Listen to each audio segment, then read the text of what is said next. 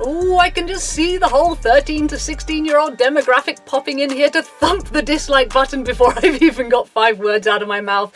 But that's okay. Let's see if we can turn that frown upside down by the end of this video. The fact that goth is a phase is a fact that a large proportion of the goth scene seem to be very, very unable to swallow. Now, obviously, goth is not always a phase. In fact, there was a newspaper article only a few years ago in the UK about the fact that goth is not actually a youth subculture anymore because of the fact that so many goths do not grow out of goth, that they keep going into their 50s, their 60s, and presumably all the way into old age and into their deathbeds. There are a lot of goths that don't grow out of it. It's a weird subculture that doesn't disappear. You know, the way emo blossomed and was gone within about 6 years. Goth is not the same as that. However, a lot of goths do grow out of goth. For a lot of goths, yes, it is a phase, and there are 2 very obvious tells. There are 2 ways at this point in my life that I can look at a goth and go, you're going to grow out of this. So I want to give you those 2 tells later in this video just to see if you can look at yourself and around at your friendship group and maybe just place a little bet with yourself as to who's still going to be goth in a few years' time, because it's very, very obvious. When you've watched enough goths over enough years, you can tell. But before we get to that, I just wanted to talk a little bit about the inspiration for this video. That I had wanted to make this video for a long time, actually, because I'm an opinionated mofo and I like to make opinionated videos. But I was really propelled to actually finally make this video because I saw Sebastian Columbine having to make an Instagram post again recently explaining why they are no longer goth, that they are still, even after how many years has Sebastian been out of the goth scene for? I don't know, it's a good few years, but still they are being bugged relentlessly about, why are you not goth? Why do you not dress goth anymore? Why did you abandon the goth scene? Why? And the same goes for Drac Makens, that when she decided that celebrating her Mexican heritage was what she wanted to do stylistically rather than being a stereotypical goth, she also got the same level of whiplash and hate and confusion and why from the goth scene. And it seems to have really, really put her off the goth scene and possibly off social media completely because of all this like, how dare you abandon us mentality that seems to have come from the goth scene.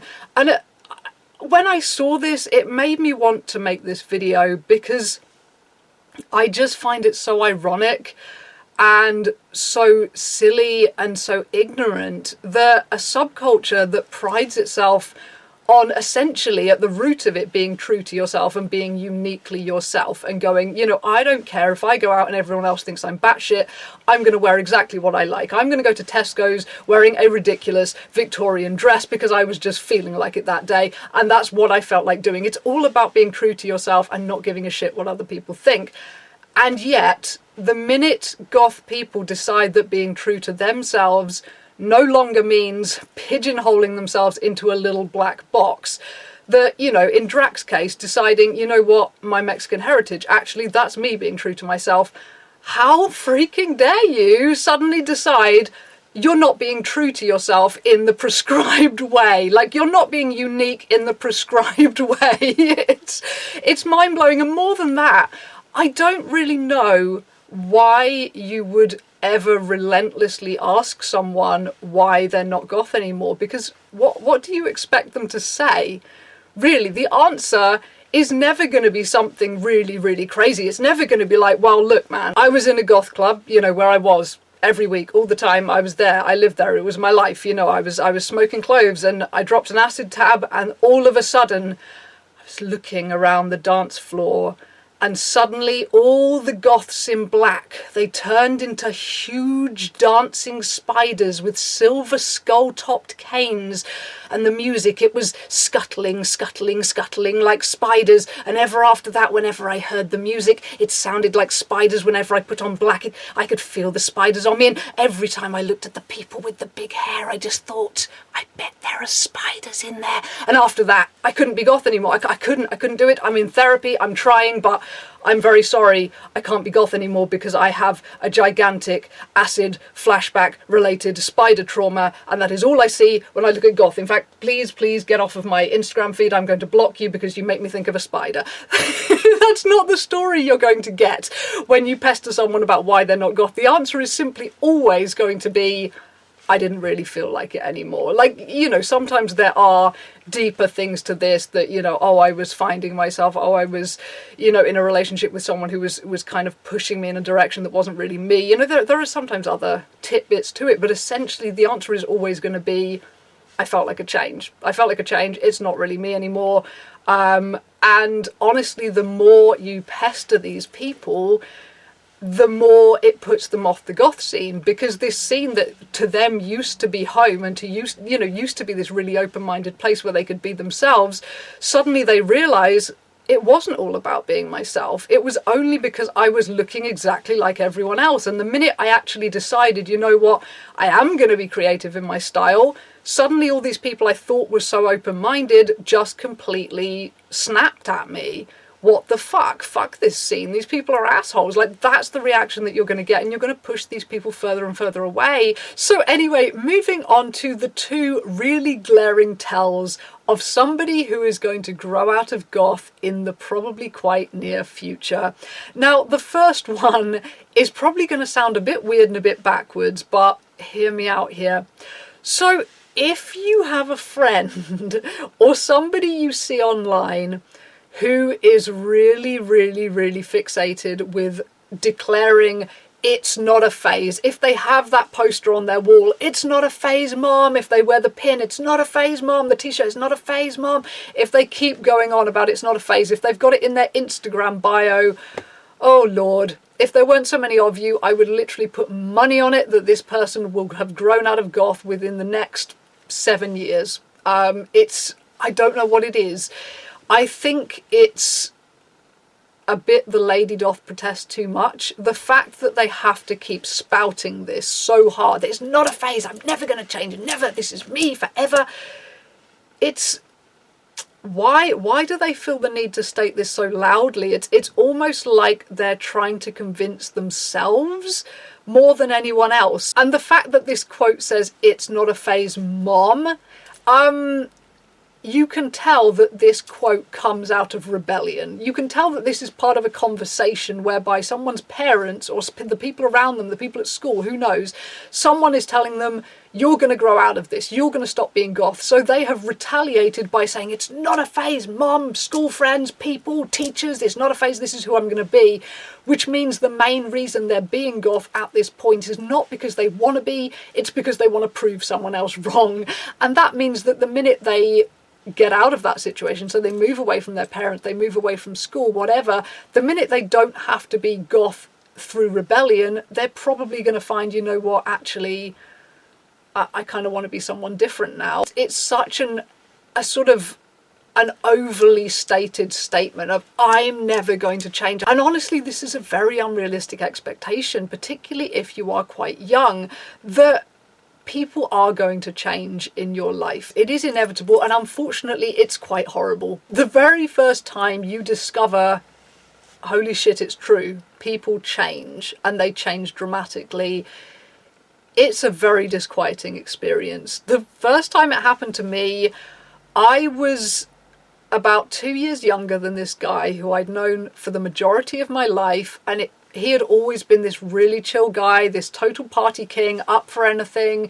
We would always smoke a lot of weed together. He was one of the first people I ever got stoned with. Every Christmas we would hang out and we would get stoned in his attic room, and it was lovely. Even his mum was a stoner, and he was a really chill guy to be around. We went to a lot of gigs together. And so one day we went to a TerrorVision gig, and we came out, you know, and we were dripping with sweat and our ears were ringing, and it was a beautiful night, and we were walking home talking about how good the gig was. And there were other people spilling out of the venue and having a lovely time, and everyone was happy, and there was a big waft of weed smoke everywhere, like there tends to be after TerrorVision gigs.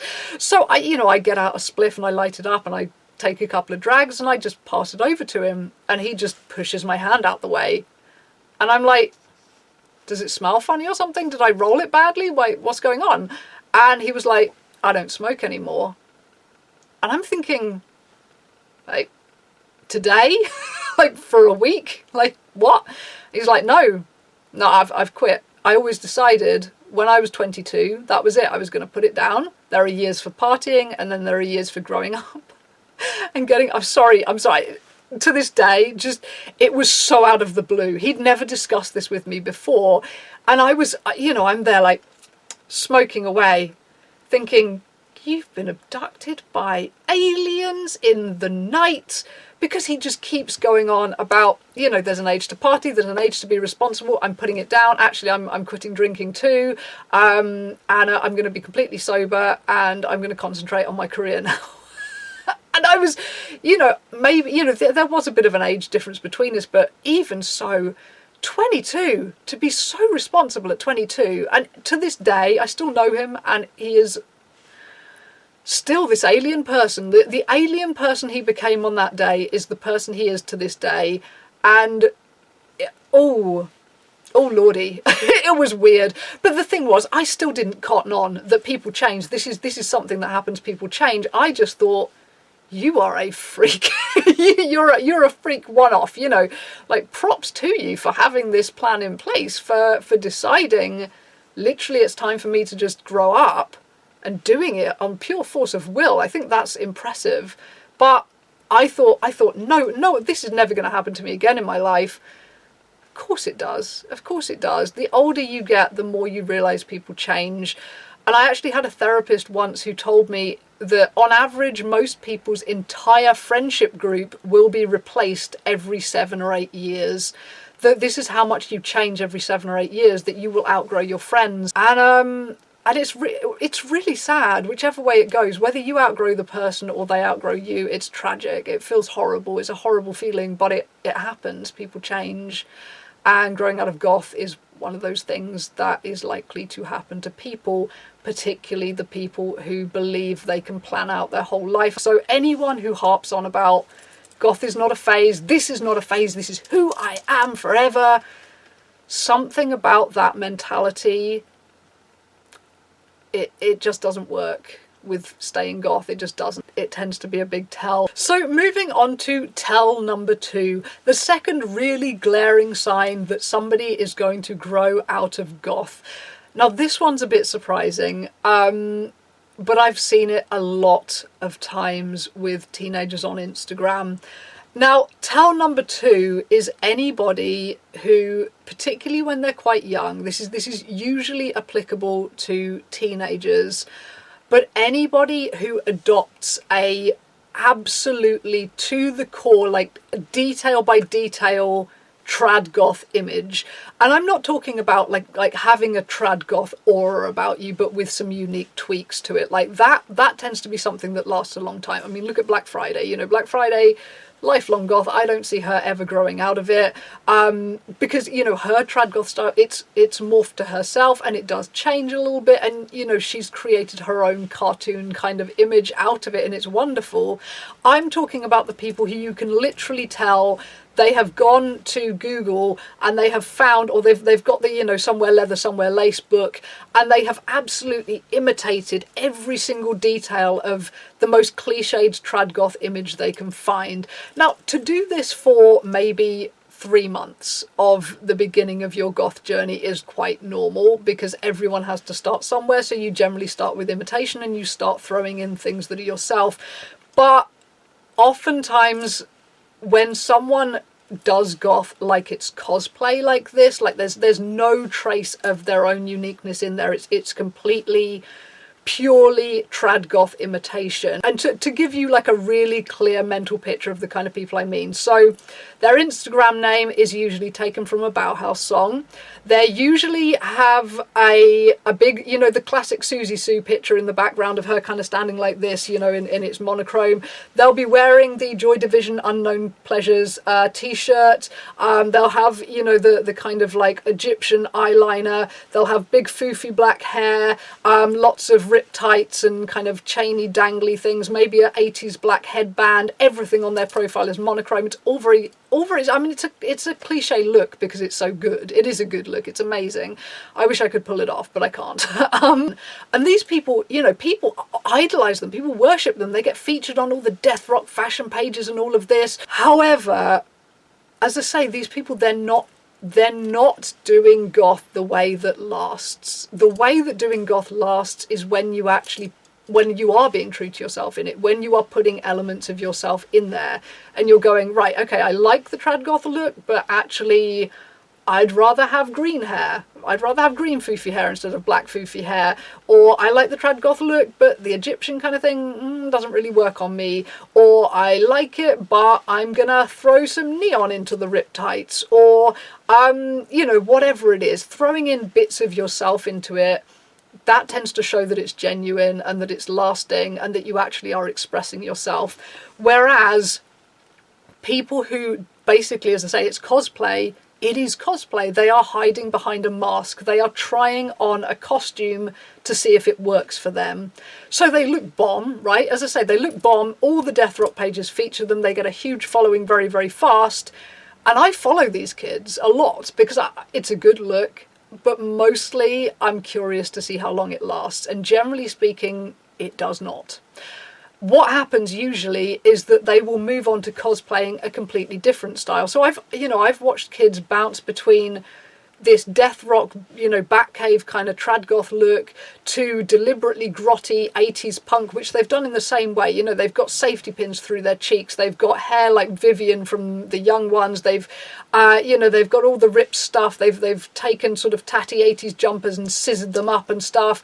You know, they picture themselves kind of, you know, flipping off the camera and doing a Sid Vicious sneer. You know, they cosplay 80s punk. Then they go on to cosplaying skinhead and quoting lots of oi songs and stuff like this. Then they will maybe move on to something like hair metal or something, and they'll really cosplay that too.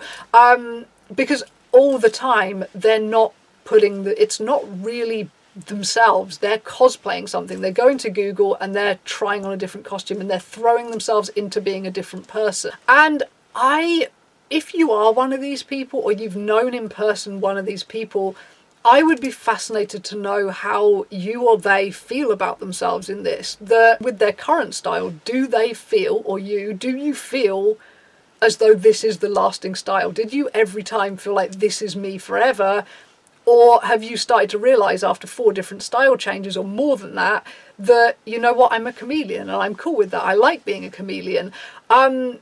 Or is it more that they're just lost and they keep trying on these different masks because they're not comfortable with themselves and they're trying to just be someone else and escape who they are? You can't really run away from your problems like that. You know, you can try and become this different character, but it's a journey. It is a journey and it will teach you things, but eventually you need to find a style that you can put some of your own self into and adapt all of these elements. And I keep following these kids and watching them evolve because I want to see what the final result is, if there ever is a final result. You know, maybe they will keep hopscotching styles for the rest of their life until eventually they realise that they don't want to be alternative at all. But I keep hoping eventually they're going to mingle all of these styles together and come up with something beautiful and new and unique and amazing.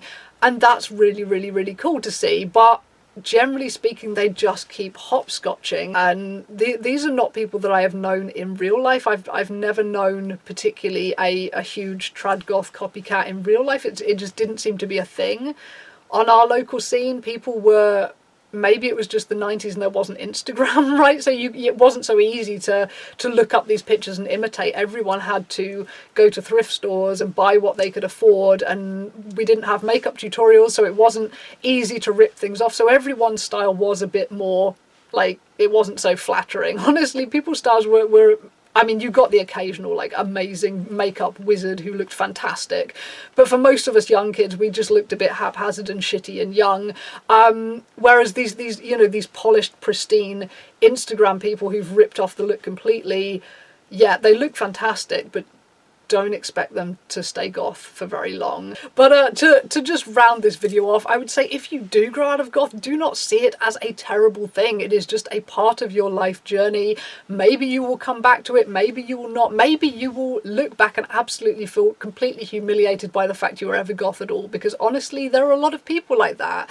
There are. If you look at Reddit threads about were you ever like really humiliating as a teenager, were you an embarrassing teenager, you get so many posts saying, oh my god, I was like such a goth and it was so cringy, and oh, looking back, oh my god, these huge boots I used to wear and this terrible eyeliner and this stupid hair. You get a lot of posts like that. So some people grow out of goth and they genuinely, like, they hate everything about the fact that they ever did it. And I would say that's sad. Like, honestly, that's sad. It was a part of who you were. Like, yes, all of us were cringy as teenagers at some point. Fuck, all of us are cringy at every point in our life. Honestly, I think whenever you grow up another 5 years and you look back 5 years ago, you cringe. You just do. That's good. That's a good thing, because it means you're progressing and you're getting cooler and better at life. And I think if you ever had love for the music and for certain songs, then probably even one day, a few years down the line, when you're blonde, wearing a pink sweater and blue jeans and bouncing a baby on your hip, working as an accountant, you know, living in your completely normal, lovely house, driving a caravan, all of this stuff, if you hear one of those old goth songs, I think it's still going to bring back a flood of lovely memories. So a lot of people grow out of goth, but they simply become invisible goths. Like, the music will always be a part of who they are, but you know, they're not just all about it anymore. And as a final thing, when it comes to goth influencers who grow away from goth stylistics, please take it upon yourself to scroll through their posts and find out for yourself why they stopped dressing goth, because they have probably answered the question 1,000 times and are getting quite sick of it. And if you do need to ask them, you know, was there a reason that you stopped dressing goth?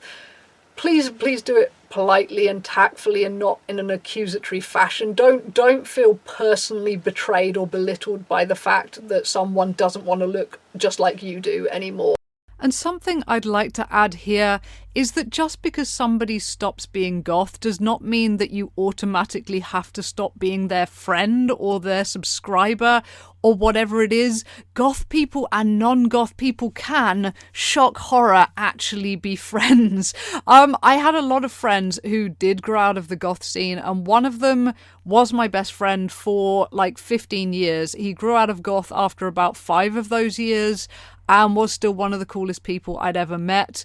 And I would love to have remained his friend for the rest of his life if it hadn't been for certain extenuating factors that I have bitched about in songs at great length, but that had nothing to do with him not being goth. So, you know, and I would like to think that when it comes to these goth influencers, that there's more to them than just the fact they're goth, that I am always still fascinated by these people and by their journey and where they go after they stop dressing goth. I don't simply watch just because I have a fascination for watching people with black foofy hair and eyeliner, and I don't really understand the people who do suddenly abandon these people just because they're blonde. Instead, it's like they're still the same person inside. You can still be friends with a goth when you're not a goth, and you can still be a goth who's friends with a non-goth. Like, please tell me I'm preaching to the choir on this. It can feel like a betrayal when someone moves on and leaves you behind and changes, but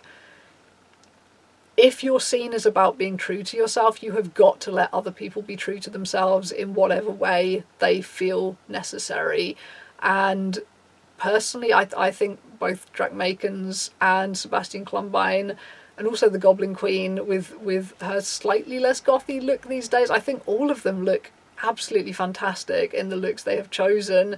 And it's amazing to see. I mean, Sebastian Klumbine, although they were one of the most beautiful goths anyone has ever seen in their entire life, I think their current style, like, oh my god, I would kill for your bone structure. It's amazing. I think you look incredible, and I'm fascinated to see where you go with your journey. I think people changing, honestly, I think that's more interesting than people staying the same. I think it's good to be quite diverse as a person and to have more in your brain and in your soul than just being goth. And I think that's something to celebrate. And if people start celebrating other parts of themselves, then I think learn to listen and to appreciate more things than a very narrow bandwidth. And I say this I say this as an Aspie, and you all know we have a very narrow bandwidth of interests, so I do understand only being fascinated by one aspect of a person, but do try, if you like and respect someone, do try and broaden your mind and be interested in the other things they have passion for, and not necessarily just go, oh my god, you betrayed me, the minute they go blonde or whatever. It's, yeah, you're never going to get a very interesting why I stopped being goth story. It's just going to be, I felt like a change, it wasn't me anymore, I grew out of it. It's not a personal dig against the goth scene, but it might become that if the goth scene keeps hypocritically bugging them about being unique in a way that actually is unique. Anyway, tell me what you think. Do you think there are other tells that show that someone is going to grow out of goth? If you've known people who grew out of it, were there anything about them that specifically suggested all the way through this person's not going to stay goth? Or actually, do you have people who were saying this when they were 12, who were saying it's not a phase, mum, when they were 12, and actually now they're in their 30s and they're still goth, and actually I'm completely wrong in their case? I would be interested to hear, so tell me your thoughts. I'm going to shut up now. Tell me what you think. So over and out. Bye bye.